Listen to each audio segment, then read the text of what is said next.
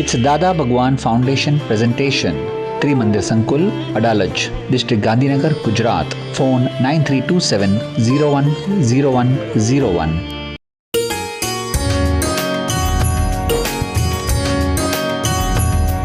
જીવન જીવવાની આપણી દ્રષ્ટિને એક નવો આકાર આપીએ તો આવો મળીને કંઈક ખાસ કરીએ હવે એક નવી શરૂઆત કરીએ હવે એક નવી શરૂઆત કરીએ શરૂઆત કરીએ હા શરૂઆત કરીએ. પાછા ચહેતી શું લખ્યું છે? લલિતભાઈ.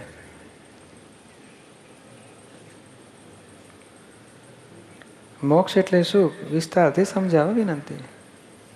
ક્યાં છે?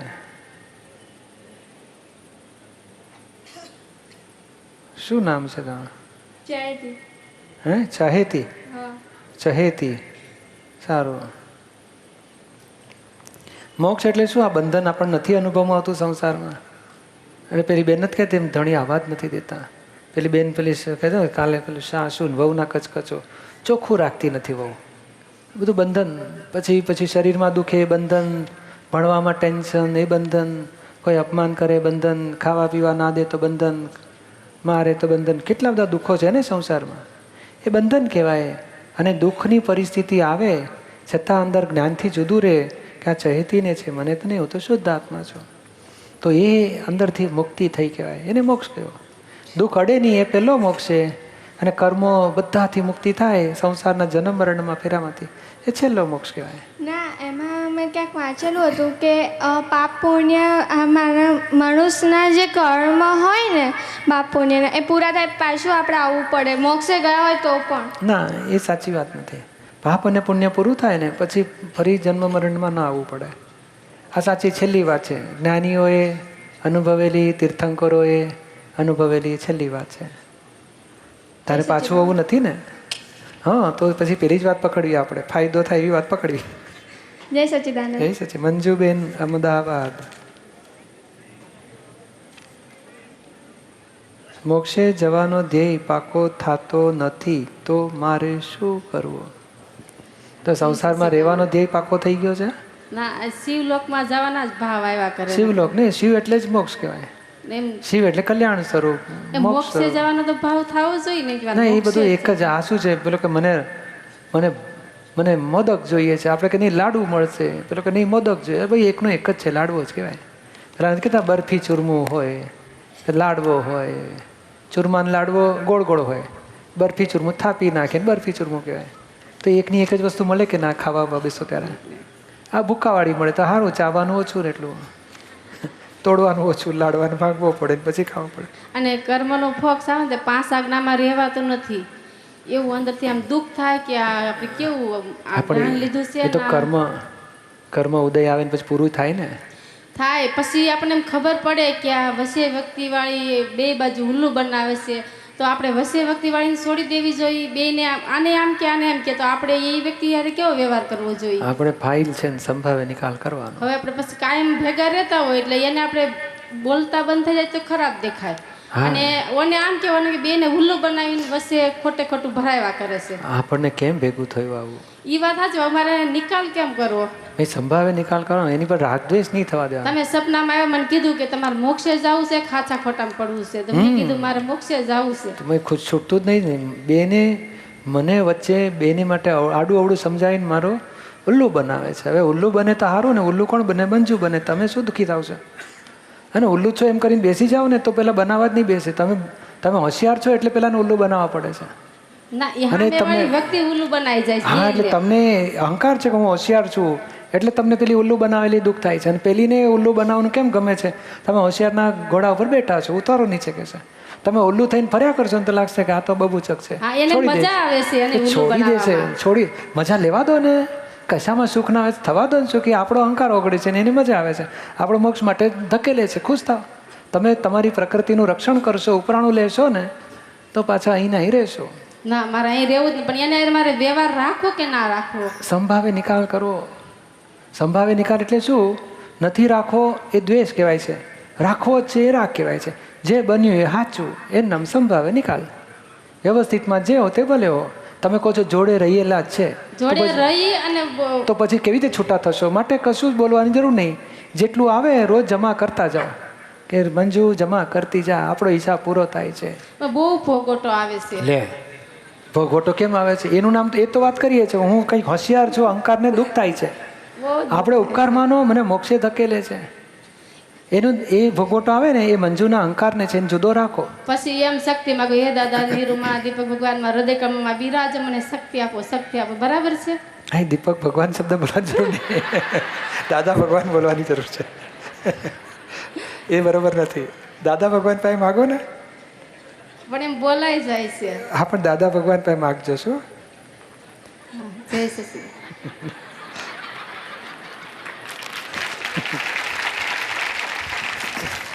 અને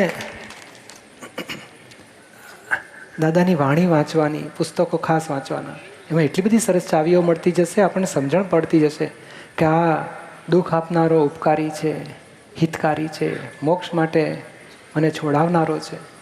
એ જેમ જેમ આપણી સાચી સમજણ ગેડ બેસતી જશે ને, પછી નિમિત્ત પ્રત્યે અભાવ નહીં થાય. આપણે એ શીખવાડવા માગીએ છીએ કે ગમે તેવું નિમિત્ત, ગમે તેવું પજવે, છતાં અંદર તમારો એની માટે ભાવ ન બગડવો જોઈએ. બસ આટલું શીખી જાઓ, કેવી રીતે ભાવ બગડવા ન દેવો. હવે કોને દુઃખ થશે? મંજુના અહંકારને દુઃખ થશે કે મારી આબરૂ બગાડે છે, મને ખોટી પરેશાન કરે છે, ઉલ્લુ બનાવે છે, હું હોશિયાર છું, એ અહંકાર દુભાયા કરે છે.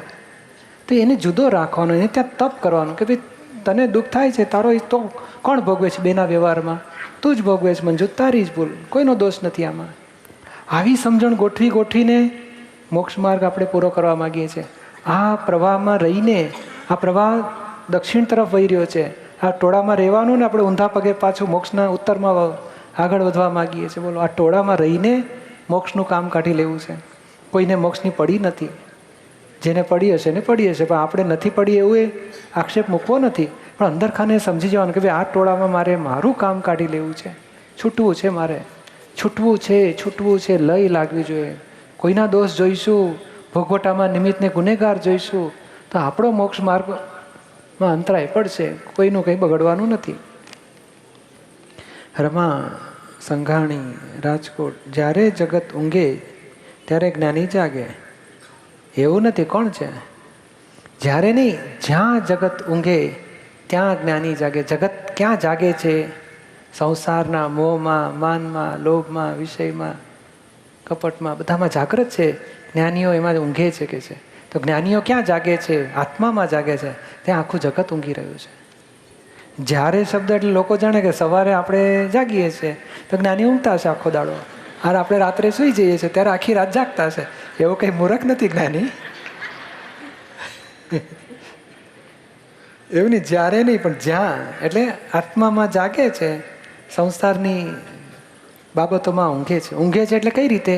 એમને ઉદય કર્મ પૂરા કરે છે, એમાં રાગદ્વેષ નથી. ઊંઘે છે એટલે બેદરકાર, એમના હાથમાં સોનાની લગડી આપો અને પિત્તળની લગડી આપો તો બેમાંથી એક ફેંકી દેવાનું કે તો પિત્તળની ફેંકી દેશે. એટલે એવા ઊંઘતા નથી, પણ એમાં રાગદ્વેષ નથી. આ સાચવવામાં રાગ નથી, ફેંકી દેવામાં દ્વેષ નથી, અંદરથી વિતરાગ થયેલા છે. એ અંદર રાગદ્વેષ નથી, એવી સ્થિતિવાળા જ્ઞાનીની હોય છે, એમ કે છે. સમજાયું? પ્રત્યક્ષ જ્ઞાનીની ભજના કરવાથી મોક્ષ સરળતાથી મળે. તે કઈ રીતે? કારણ તમને રસ્તાના અજાણ્યા હો, પછી અજાણ્યા ચાલ્યા જ કરો તો તમે અજાણ્યા રસ્તાના ક્યારે મૂળ જગ્યાએ પહોંચશો? કોઈ ગાઈડ તો જોઈએ કે ના જોઈએ? એ ગાઈડ મળવો એ પ્રત્યક્ષ જ્ઞાની કહેવાય છે. બોર્ડ તો બધા પરોક્ષ જ્ઞાની કહેવાય. એ બોર્ડ તમને, અને કોઈ આમ મળી નાખ્યો 4 રસ્તા ઉપર, તો આ રસ્તાને બદલે આ રસ્તો બતાડી દે તો આપણે મૂર્ખ બની જઈએ, પાછું ભટકવાનું ચાલુ રહે. એટલે જીવતો જાગતો, અને એ ધારો કે આપણે એરપોર્ટ જવું હોય તો એરપોર્ટનો અનુભવી હોવો જોઈએ. તો એવા અનુભવી હોય ને એ આપણને કહેશે કે ભાઈ આ રહ્યું આગળ, ચાલો તમને બતાડું. એવો આત્મામાં રહેનારો અનુભવી જ્ઞાની હોવો જોઈએ કે આ તમારો આત્મા અને આ બીજું પારખું, બેને છૂટા પાડીને આપણે આત્મામાં લઈ આવે. એના સાનિધ્યમાં, એના સત્સંગમાં, એના પરિચયમાં રહેવાની જરૂર છે. સમજાય ને? એટલે જીવતા જાગતા હોય એ જ આપણને મોક્ષનું હેલ્પ કરી શકે. પ્રત્યક્ષ જ્ઞાનીની મહત્વતા સમજાવો. આમથી તમારે રોટલી શીખવી હોય તો ચોપડાથી શીખાય?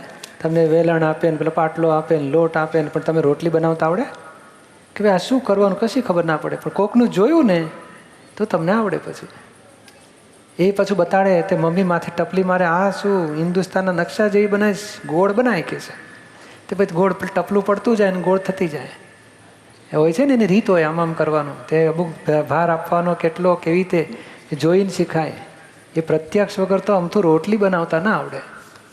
છતાંય રોટલી હજુ કંઈ કંઈ શીખીએ, કારણ બીજી બધી વસ્તુ શીખ્યો હોય ને તો શીખે, પણ આત્માનું તો પ્રત્યક્ષ શીખાય જ નહીં. આ જગતમાં પ્રત્યક્ષ વગર કશું થાય એવું નથી.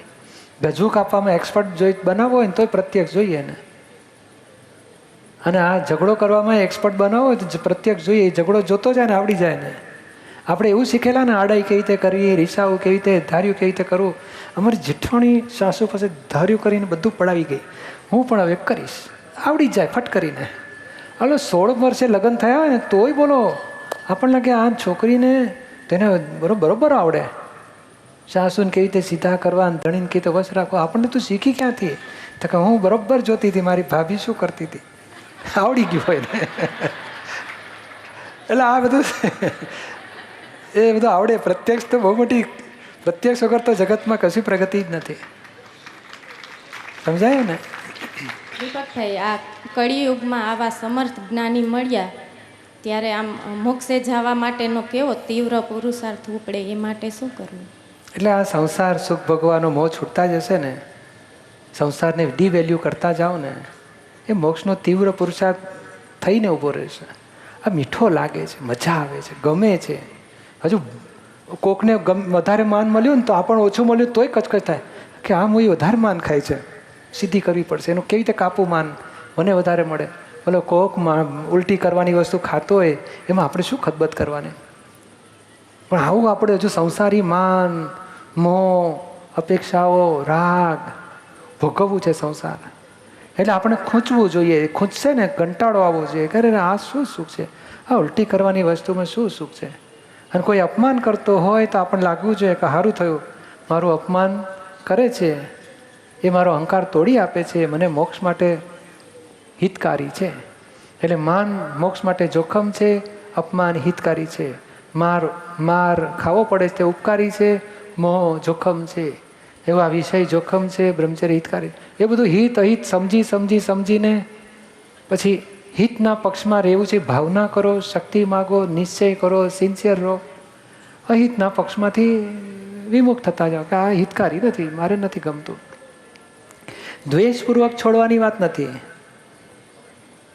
પણ સમજીને પાછા. બહારનો જેમ દેહ શરીરને ગળ્યું બહુ ભાવતું હોય તો આપણને થાય કે ભાઈ કોઈ પણ રસમાં લુપ્તપણું ના થાય એવી શક્તિ આપો, સમરસી ખોરાક લેવાની શક્તિ આપો.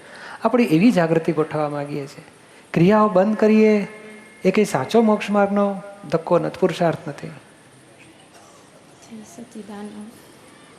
એટલે આટલું જ નક્કી કરવાનું કે સંસાર સુખ ભોગવવાનો મોહ એ જ મોક્ષ માર્ગ માટે મોટો અંતરાય. આટલું વાક્ય નોંધી રાખવા જેવું છે કે આ સંસારનો સુખ ભોગવવાનો મોહ એ જ મને મારા આત્મામાં રહેવા માટે અંતરાયનું કારણ બને છે. It's Dada Bhagwan Foundation presentation. Trimandir Sankul, Adalaj, District Gandhinagar, Gujarat. Phone 9327 010101.